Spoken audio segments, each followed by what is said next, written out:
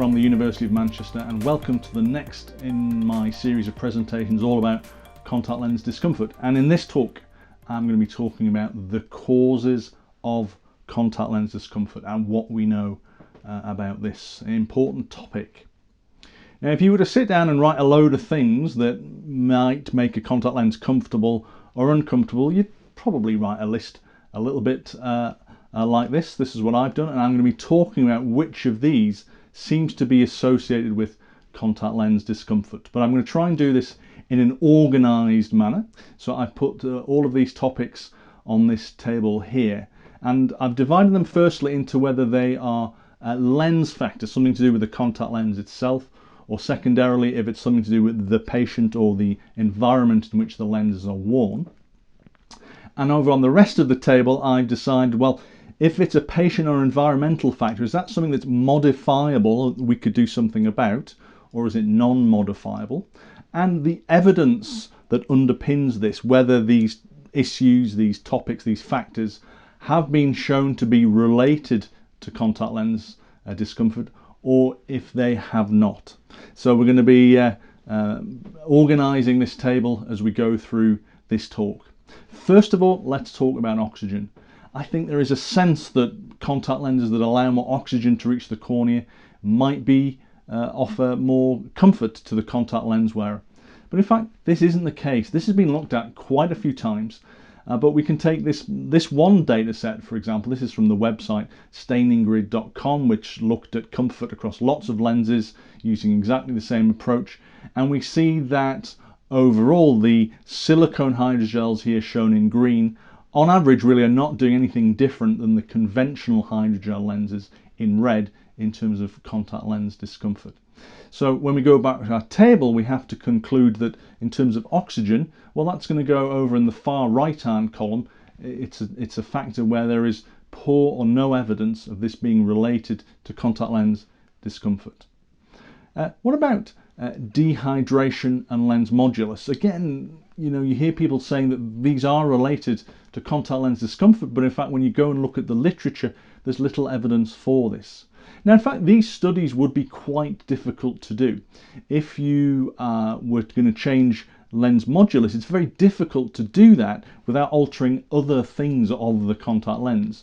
So you might think, well, let's do a study where we change lens modulus, we'll put more silicone perhaps in the lens to give it an increased modulus. But of course, in doing so, you've increased the oxygen supply, and it's difficult to disassociate these two things. So this work is quite hard to do, but at the current time, if you look at what's been published, you'd conclude there's really no evidence, or only poor evidence, for an association of dehydration and modulus with contact lens discomfort. Next up, contact lens replacement. If you replace a lens more frequently, is that associated with better or worse discomfort? There is some evidence for it. It's not particularly strong, but this was a great study done by De La Hara et al. At the University of New South Wales. What they did was they retrospectively looked at a great amount of data that they'd collected in a range of different studies using the same contact lens material. And this material was used in a number of different ways, one of which was on a daily disposable basis, and the end of day comfort on average on a 1 to 10 scale when this lens type was used on a daily disposable basis was pretty good, 8.5. And when they looked at all of their other data, looked at when this material was used with a particular multi-purpose solution, they found the comfort was a little bit lower, 7.6. And in fact, across a range of different solution types, the overall end of day comfort was always much lower when this product was used with solutions than when on a daily disposable basis. And I still think this is reasonable evidence to suggest that if we have the same contact lens material replaced on a daily replacement or daily disposable basis, overall it's a more comfortable contact lens. So lens replacement is our first factor that goes in the good evidence column. What about the next factor, movement and edge? Lens movement and the ledge edge, well, these are actually interrelated. If you have certain edge types, they don't move very much. This is some work done by Therese Huber, published actually some years ago now. And Huber looked at different types of lens edge and what this meant for movement and comfort, and also in fact conjunctival staining. Now, She compared a range of different lenses, but I'm just going to pick out the sort of two extremes, or tapered edge, which I've given a sort of a red notation to, and also the rather fatter, larger, rounded edge. And first of all, when she looked at contact lens movement, she found that the thin edge, the tapered edge, actually moved less than other types of contact lens edge, including the round one. Now, this particular sort of edge was associated with an increased amount of conjunctival staining. So the relationship, how the lens edge sits at the conjunctiva, it seems to sort of, if it's thin, it seems to resist movement. There's perhaps greater interaction at the conjunctiva though, leading to greater levels of conjunctival staining. And overall, this is a more comfortable shape of lens edge. So a tapered edge is more comfortable, perhaps related to the fact that the lens doesn't move very much with this shape. And so we would put movement and edge as, yes, they have been shown to be associated with contact lens discomfort. For good comfort, we want a thin edge and a lens that does not move very much. Another area that's been spoken about a lot more recently is friction or lubricity, which this is really essentially the lubrication of the system, the lubrication of the eyelid over the surface of the contact lens. I've talked about this already in one of my previous talks in this series.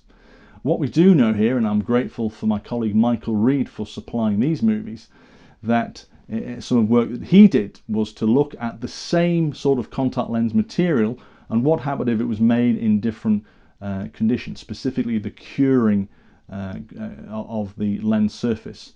Now, when this is done in nitrogen, what you get is a very wettable surface. That's what we see on the left-hand pair of movies here. It's a very nicely wetting surface. It's actually a very comfortable lens.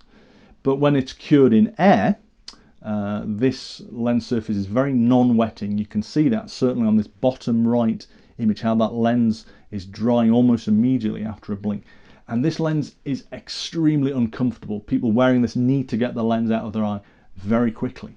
So there's something about this lubrication system that gives rise to an uncomfortable or a comfortable lens. We need a system that is very lubricious, with good lubricity, or perhaps a low coefficient of friction surface, so that the eyelid can more readily move across the lens surface. There's some good evidence for this. This work, the fundamental work was done by Noel Brennan but reported by Lyndon Jones, found that when we compare coefficient of friction to comfort score, we see that as the coefficient of friction increases, we get lower comfort scores. So higher scores are seen with lower coefficients of friction of a contact lens surface. And again, this also makes sense and relates to something I was talking about in my previous talk. You know that the eyelid moves a long way over the contact lens surface. We blink every few seconds through the day, and over a year it's been calculated that the eyelid moves about 42 kilometers across the surface of the contact lens. That's about running a marathon. It's about the same sort of distance. So it makes sense that the relationship between the lens surface and the eyelid margin, with the eyelid coming across the contact lens for such a great distance over this period, that relationship must be important, I think. And this again relates to the work of Korb and Blackie, who tell us that what's happening at the eyelid wiper, the lid wiper of the eyelid margin, and the potential for an inflammatory response of that tissue could be very important, which again takes us back to this consideration of maybe lid wiper epitheliopathy. Staining the lid margin and having a look at that might tell us something about contact lens discomfort. So friction and lubricity, they're going to go in the good evidence box there. What about deposition? Well, some fairly recent, very fascinating work suggests that the nature of proteins on a contact lens surface can tell us something about discomfort. Our colleagues at the University of Waterloo, Lyndon Jones and others, reported that when we have a contact lens that is coated with non-denatured protein, that's a pretty comfortable situation. But if these proteins denature, then actually overall comfort falls. So this may not be a huge component of this story, But there is evidence that deposition then should go in the first column here, where there is some evidence of an association with contact lens discomfort. Let's move now to talk about the patient environmental factors, and we'll have a look at this, first of all, at age and sex. Age and sex is going to go down there. There is evidence that young people get more contact lens discomfort and women get more contact lens discomfort. But we put it there in the non-modifiable box because whilst that's sort of interesting and might tell us something about the mechanism, we can't clinically do much about that, of course. And so it's a non-modifiable factor. Let's put this large group in the place there. There's been quite a lot of work overall in this area, and on balance my assessment is that the smoking, low humidity, use of VDUs and oral contraceptives are all associated with contact lens discomfort, but actually alcohol, drinking, indoor heating, air conditioning, poor evidence or no evidence for those three things. I'm going to take these two at the same time. They're both tear film related, breakup time and expressibility of the meibomian glands. And some good evidence from Michel Guillon and his group that people who have greater levels of contact lens discomfort have shorter breakup time, reduced coverage of their contact lens by the tear film, and a greater exposure of the contact lens surface at the time of a blink. So evidence here that breakup at the front of the contact lens is important. And other work has found that people who have more expressible meibomian glands or actually have greater levels of comfort. So it's perhaps the glands which produce the lipid which lies over the front of the tear film. If that is of better quality or greater volume, then comfort appears to be better. So we're going to put those two factors in the bottom box. We can't do much about those. They're rather non-modifiable in themselves. It's difficult to make treat the tear film in this sort of way, but they are apparently related to contact lens discomfort. Finally, let's talk about immune status. I've already mentioned in this talk that trying to understand the immune condition, the inflammatory condition at the ocular surface promises to unearth a lot of important messages about contact lens discomfort. We're still working out what might be going on here, but we have active research when we try to look at the ocular surface with a confocal microscope, or we sample the tear film as shown here, or perhaps we can even remove tissue from the eyelid or the ocular surface and see what the inflammatory status of the cells is. But here's some really important work, pioneering work really, from Laura Downey and colleagues at the University of Melbourne. They looked at any impact of different treatments of omega-3 and other therapies for contact lens discomfort. And what they found was that in patients who took omega-3 supplementation by mouth, fish oil by mouth, they on average had a reduced CLDEQ8 score of 7 units. Now, I mentioned this questionnaire in an earlier presentation in this series, and you might recall that a change of 3 units or more signified an important and clinically meaningful result. And they found that people who had who reported contact lens discomfort when they took omega-3 supplements for many weeks, for 12 weeks, actually had improved contact lens discomfort. Now, I don't know that means we should be prescribing this supplement to all of our patients just yet, but it does tell us that maybe this area of inflammation and the inflammatory status and the immune status of the ocular surface might be important here, and we do need to understand more.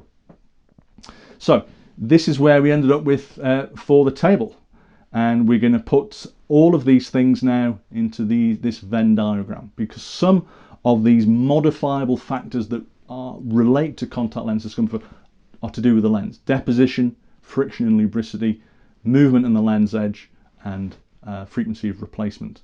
Some we can say are down to the environment: humidity, VD use and air conditioning. And some relate to the patient themselves: people who smoke, take oral contraceptives, and something about the immune status of the ocular surface is important as well. So that tells us something about the causes, some of these associations with contact lens discomfort. In the final talk of this series, I'm going to be talking about how we can manage this overall situation, reduce contact lens discomfort, keep our patients happier, and reducing the likelihood of them dropping out from contact lens wear.